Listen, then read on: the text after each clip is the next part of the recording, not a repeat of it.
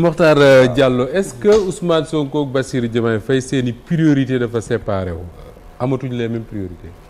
Bon dina compliqué quand même parce que tey jii boo déggoo ñaari discours yi mën nga jàpp ni que dañu waroo alors que man dama jàpp ni complémentarité la ku nekk aussi ak fi ngay waxee kii wàllum koom bi moom moo ko gën a yitteel. oui ni ñuy fexee ba relancer économie bi. oui yaakaar naa ni aussi débat la parce que ñëpp a ngi naan Sénégal dafa taxaw. moom responsabilité am assumer la charge de président de la République mooy fexe ba koom bi gën a naat moom le premier ministre di wax ci cadre politique. di waxtaan ak ay militants am te ci militants am yooyu.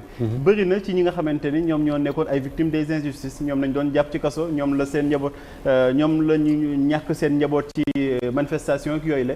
donc foofu mu doon wax mi waxtaan ak ay militants am di leen xamal ni que ni justice moom priorité la dañ si war a dellu si donc man jàpp naa ni ñaari mbir yu complémentaire la. que moom le premier ministre waxul en tant que premier ministre mais en tant que chef de parti lay wax te en tant que chef de parti moom wax na ko sax ba juumul dafa am benn lu mu tudd cadre boo xamante ne dañ ci def victime yu jot a ñàkk seen bakkan ci événement les 2021 ba 2024 donc loolu day rappeler que ni loolu moom moo yéegal parti am au pouvoir que ni sacrifice bi ñu jot a def la askanu Sénégal accepter souffrir pour que ñoom ñu egsi au pouvoir da koy fàttali boppam di ko fàttali aussi ñi nga xamante ne ñoom ñoo nekk ci parti bi maintenant le président de la République ba mu faloo lu mu njëkk a def mooy démissionner du parti wane que ni moom il est au-dessus peut-être de la mêlée nekkul ci yenn débat yi que ni moom li ko soxal mooy réewu Sénégal naat réewu Sénégal am koom réewu Sénégal am leneen ak leneen mais bu ñu yemee ci discours bii nga xamante ni quelques extraits la te mi ngi nekkoon ci restitution wu xaw ma jalo xaw ma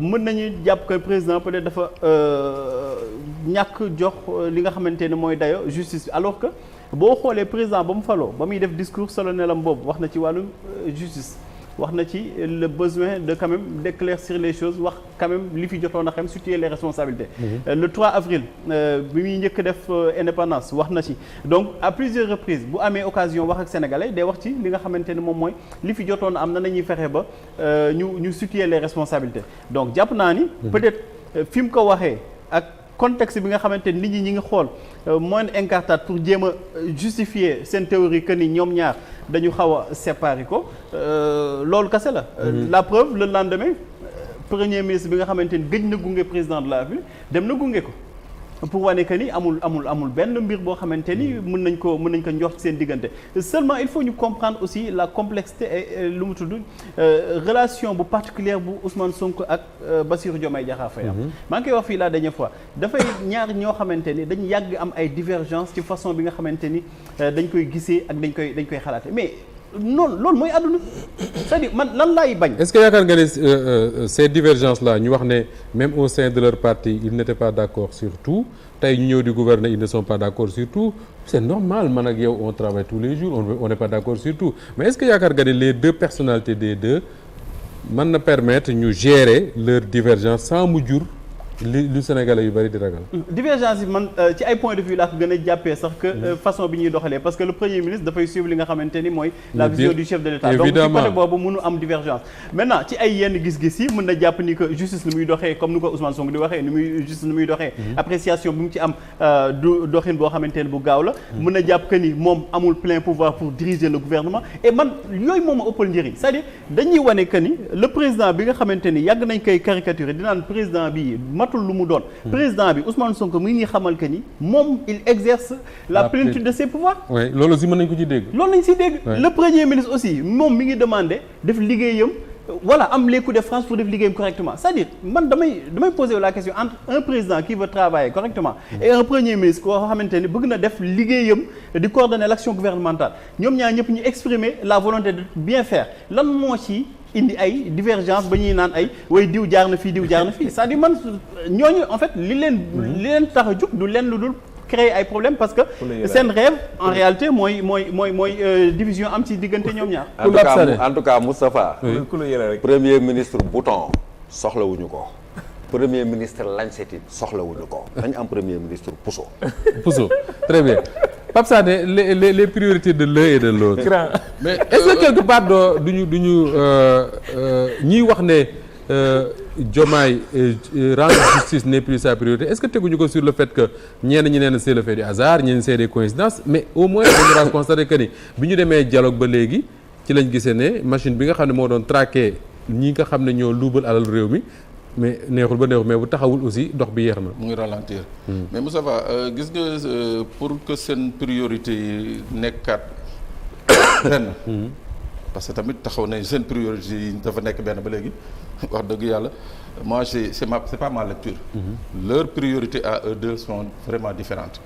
te loolu tant que lijjanti wuñu ñaari mbir mooy lii nga xam ne moom laay woowee pacte moral bi nga xam ne moo lié Ousmane Sonko ak Bassirou Diomaye Faye mooy ñoom la ñu waxante tënk ko ñoom ñaar la concerné. Cap Manuel. ñoom ñaar kese la concerné. vraiment mën nañ ci vraiment. le pacte du Cap. waaw mën nañ ci jégal sénégalais yi quoi. vraiment beneen bi. mooy la primauté de l'État surtout. merci beaucoup. et l'État est incarné par le président de la République. merci. gis nga ñaar yooyu ñoom ñaar buñ ko leeralul mooy que seeni priorité du musa doon benn un premier ministre day exécuter la politique définie par le président de la République. point final. point final amul jikki jàkka amul président bis amul.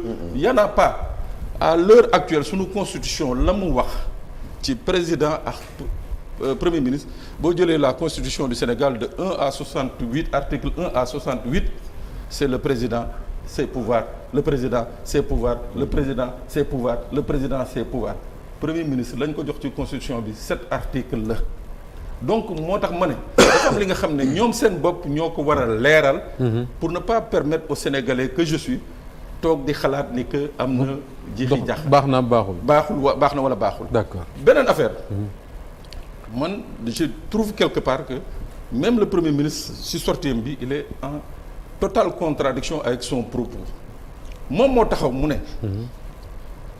le ministre de la justice bi c'est nu mu ko waxatee nan politique. une autorité politique. su ma ko santee ne ma defal ma lii da koy def. oui mais bon Dieu mënul sant ministre de la justice dossier yi nga xam ne moo concerne les 82 victimes les 2000 anciens détenus politiques. mënul sant ministre de la justice boobu mu dem lijjanti loolu. mais donc quelque part il y a un problème ou bien il n'est pas ce super premier ministre que moom bi ñu bëgg a jaay ou bien il l'est et que cette histoire de justice.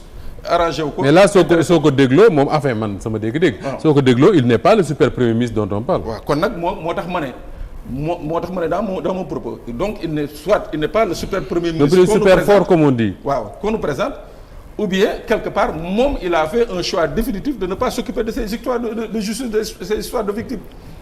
jàpp naa daal Moustapha une chose. ñoom ñaar le seul service qu'ils peuvent rendre aux Sénégalais c'est de faire en sorte que. jamais dans ce Sénégal ñu ñuy indil benn question wala benn affaire de dualité au sommet de l'État on n'en a pas besoin. jamono yi ñu nekk nii ça va. période bi ñu jógee ça va pas plaire à mon ami Biguine. mais Moustapha lii fi président Macky Sall bàyyi. muy économiquement muy socialement. juridiquement. les conflits à régler muy yeneen yu mu fi bàyyi. wax fa dëgg yàlla bu ñu talul jéem a démêler loolu bu subaa ils seront comptables devant les Sénégalais. mais Moussa Ba Pape Sane dafa am contradiction par rapport propos yu Ousmane Sonko tenir. te déjà relevé la contradiction beneen bi. aussi j'ai dit la contradiction. moom moo ne. après hypothèse nga teg da nga ni moo ne mun na sant ministre de la justice. bu ko santee mu def. mais pourquoi moom santul premier ministre de la justice ne ko détenu politique. est-ce que sant ko mu bañ ko def. bañ non ministre de la justice sañ ko def. effectivement mën na ko sant mu mais bu ko bañee il est viré. mais kon on est plus dans un gouvernement. non mën na ko sant mu am ay lenteur parce que voilà lenn rek la ko mën a jox ay directives kooku aussi moom mooy xool nan lay exécuter directives yi. bu demee nag ba constater que ni kii mu dem ci président de la République ministre bi parce que en réalité boo dégloo wax bi loolu lay gën a wul. beneen bi boo xamante ni aussi dañ koy wax. on le présente comme un super premier ministre mais qui le présente comme un super premier ministre. c'est le président qui a dit un premier ministre super fort c'est le président qui non par rapport ak ses compétences ak li nga xamante ni jot na ko def ci liggéeyam. oui loolu la ko présenté comme quelqu'un koo xamante ni voilà mi ngi def liggéeyam correctement. les mêmes qui le présentent comme aujourd'hui un premier ministre super faible l'ont présenté comme un premier ministre super fort. D'accord, et les mêmes ñoo wëlbatiku di naan moom de dafay lu mu tudd diir mbaga président ba bu doxee ci tapis bu rouge mu dox ci tapis bu rouge c'est-à-dire ñoom à chaque fois dañuy wut leen loo xamante ni pour jéem a wane que ni am na benn divergence entre ñaar ñii di dem te ñaar ñii di dem Ousseynou ak Assane mii dañ leen bàyyi ndax sénégalais particularité Sénégal élection yi du constitution wala ay article mooy dañuy fal benn président am ñaar loolu c'est le choix des Sénégalais il faut quand même ñu respecter la légitimité parce que la légitimité prime toujours sur la légalité légitimité bi mooy Sénégalais ba ñuy dem ci élection niw diw nañu fal diw ñu président bi nañu fal dañu ni ñaari nit nañu fal Sonko mooy Diomaye mooy Sonko kenn ku ko fi waxoon waxuma la 2% sax doo ko am Sénégalais tànn loolu mais nañ leen ko accepter. Abdoulaye. D'abord président lu mu waxee ñu interpréter ko wala boog ñeneen ñi am ci perception yu différente man damay ñëwaat ci cadre bi mu waxee je pense que da doon recevoir les conclusions issues du dialogue sur le système politique sénégalais étant donné que dafa recevoir document boo xam ne ça parle du système politique sénégalais xëy na am na nu muy waxee pour être au-dessus de la mêlée et éviter véritablement en recevant les conclusions muy andi yoo xam ne ay wax la yoo xam ne amaana dafay juraat ay polémique man dama koy jàngatee noonu amaana mais li wóor ba wóor mooy il a insisté sur la réconciliation et le dialogue est source de réconciliation d'abord si li nga xam ne déggoon nañ ko pour mën a jëm si li nga xam mooy réforme créer les équilibres au niveau des institutions déggoon nañ ko pour mën a jëm si li nga xam ne mooy créer les conditions d'un apaisement en situation préélectorale parce que tension Sénégal yëpp situation préélectorale la donc xëy na man damay njort toujours que ni si sens boobu la waxee wàllu réconciliation mais on ne saurait oublier li nga xam ne am na fi te ñuy xaar effectivement ñu war a mën situer les responsabilités. D'accord. Parce que plus de 80 morts non sans tenir compte des rapports yi nga xam ne tudd na ay tur wala junj na ay nit yoo xam ne lépp war nañ ko dëxëñ pour xool kan moo def je dis encore une fois kan moo def xam nga il m'appartient pas de dire kii moo sàcc kële moo jël kii moo jël c'est pas mon rôle mais c'est la justice qui fait ça ñu ko dénk ñu ko war a def donc ñooñu ñoo war a situer les responsabilités loolu féete ñu ginnaaw pour que véritablement ñu gën a mën a avancer de l'avant par rapport ak li nga xam ne leneen lu si am nag c'est un problème de perception encore une fois quand on parle de bicéphalisme